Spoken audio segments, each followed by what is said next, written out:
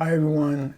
Today I'm going to continue on with my year-long series on the films from 50 years ago, 1972. And the month of October I'm focusing rather intensively, more intensively than I originally anticipated, on horror films. And today I want to talk about a film called DOOMWATCH. This is directed by Peter Sasday, stars Ian Bannen and Judy Geeson. DOOMWATCH is an agency that is monitoring environmental pollution, and they have heard that there is some pollution in the waters outside an island of Balf. This is in Cornwall. So they send one of their agents out to collect specimens. And it's only supposed to be a one-day affair. But when the agent gets there, he is noticing some very strange behavior on the island. He has been warned by the ferry boat that's taking him over to the island that they are very particular people. They're hostile to outsiders, very hostile to outsiders. But the agent notices that there are some rather pronounced facial deformities and outbursts of anger. And this whole hostility leads him to believe there's some secret going on in this village that they are protecting. He tries to seek some help. He goes to the rectory where the rector doesn't want anything to do with them. If there's something bad going on, it's the judgment of God.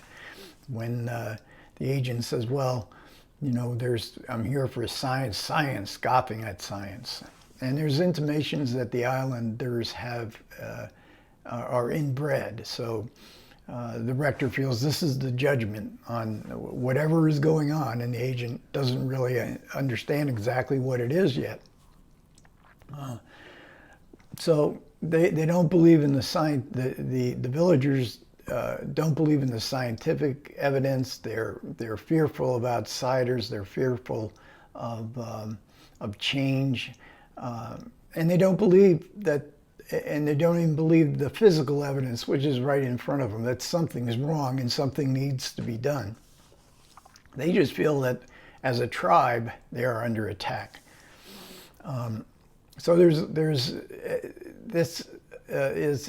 seems very relevant to our times, because people who are climate change deniers are also denying the physical evidence that we're also seeing. Wherever you might stand on the issue, definitely this is a belief that something isn't necessarily wrong just because science is saying something is wrong.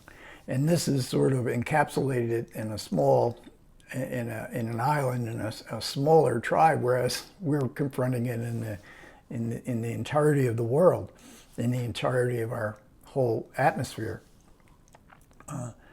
So there's relevance here, but is it a horror film? It's often stated to be a horror film. It's made by Tygon Films, which were like the third rung after Hammer, and then there was Amicus, Tygon. And they had put out horror films. And there are indeed a couple shocking moments in the film. There's no doubt, you know, where the characters, especially Judy Geeson, and when they confront the actual horror of the situation. But this is a real horror story, and this is a story about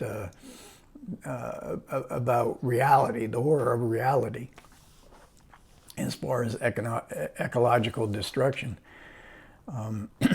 And, you know, again, the relevance to today, ignoring evidence, but also the bottom line comes into play in this film as, well, you know, we may be polluting, but we have to make money. And that we save a lot of money if we pollute, rather than go to the expense of following guidelines. And now this is 1972, so I worked at a place where it was industrial coffee makers were being refurbished, and they used corrosive chemicals to as part of the cleaning process, and they would, after the aftermath of these, the chemicals were stored in big industrial drums. I was working there part-time, and one of my superiors came to me, and there was a plan in place to actually, properly dispose. This is the early days of the Environmental Protection Agency in the U.S. And he told me, and there was a creek running by our building, a very bucolic little creek that I used to like to eat my lunch at. And he told me and we had like 3 drums this month, and instead of calling the proper facility to get rid of them, I guess he was he was in charge of the expenses. He told me to dump these 3 drums into the creek. And I was so taken back, and I refused to do it. And normally I was a very docile employee. And he actually, in his suit and tie, got the hand truck and wheeled these heavy drums down to the creek and poured all 3 of them into the creek. And, so, I mean, that's just on a minor scale. But of course, big companies were also ignoring guidelines whenever they could, which is what happens in DOOMWATCH. And DOOMWATCH was based on a television series on the BBC from, I think, 70 to 72. But this is separate from the director, Peter Sasday, makes very much of a point that he wasn't involved with the TV series, and he wasn't, and they used different stars. They did use, I think, 2 of the actors that were in the TV series. But he wanted this to be a movie, and TV was very low budget and very limited in what it could do in the 70s. And they had a bigger budget, even though it was a low budget movie. And he wanted to make it a film look to it rather than a TV look, which was two very separate things in those days. And as he points out, in television today, you get big budgets and you can make your movies look like, a big budget film. Not so then. And the agent who goes to the island to investigate, he's played by Ian Bannen. And this was one of the few leading roles that Ian Bannen had in his career, but he was a very, very popular character actor in the times. And in fact, he received an Academy Award nomination for his supporting role in Flight of the Phoenix. And then we have Judy Geeson. This is at the height of her career, which debuted, I believe, she debuted in '67 in Deserve with Love. And she made a number of really offbeat kind of films of this time, including a film called 2 and 3 Won't Go, which I think was announced, by Kino sometime in 2021. I don't believe it's ever come out on Blu-ray. That's a really good film, and she's really good. It's probably her best performance. She's also in Fear in the Night from the same year, which I'll be covering in the coming week as part of this horror film of 1972.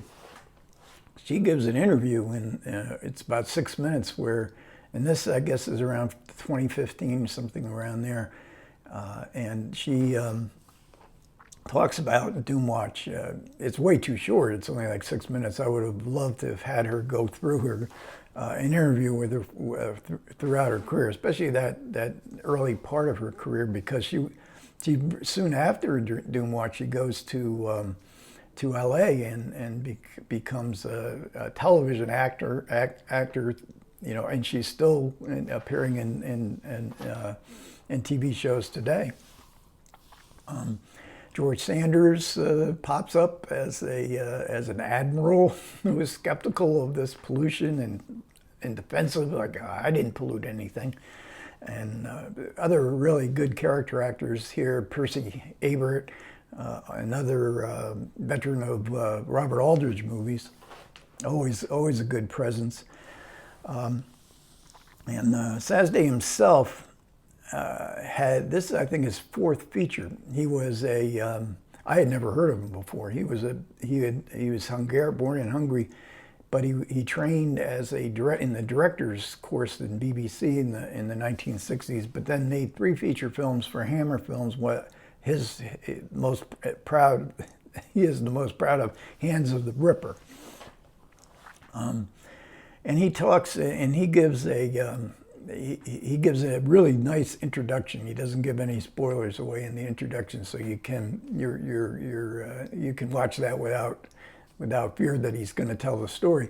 But then he does give a commentary, and it's pretty good. I mean, he goes through all the, gives the credit to all the production values, the composer, and he bemoans the fact that the film was thought that it was going to be a horror film. In fact, it wasn't released in the U.S. until I think late in the 70s, and it was retitled Island of Ghouls. No doubt to make it seem like a horror film, and probably played on double bills and grindhouse type cinemas or drive-ins. I think we still had drive-ins in the late 70s. But he gives a really, and he had a long career going forward, and mostly in TV. He made very few feature films. And I have to talk a little bit about the writer, Clive Exton, who was a very prolific BBC writer. I mean, I was looking over his credits, and I knew the name was very familiar because I think he created and wrote many of the episodes of the Jeeves and Wooster, that great TV series of the 90s. He also did he wrote many of the Perot episodes, and also many Ruth Rendell mystery TV movies. So some great contributors to this film. Again, horror film. If you watch this, don't think you're going to get too many shocks. There are a couple though. Okay, thanks a lot for everybody who managed to listen. I do appreciate it. Comments are always welcome. Take care.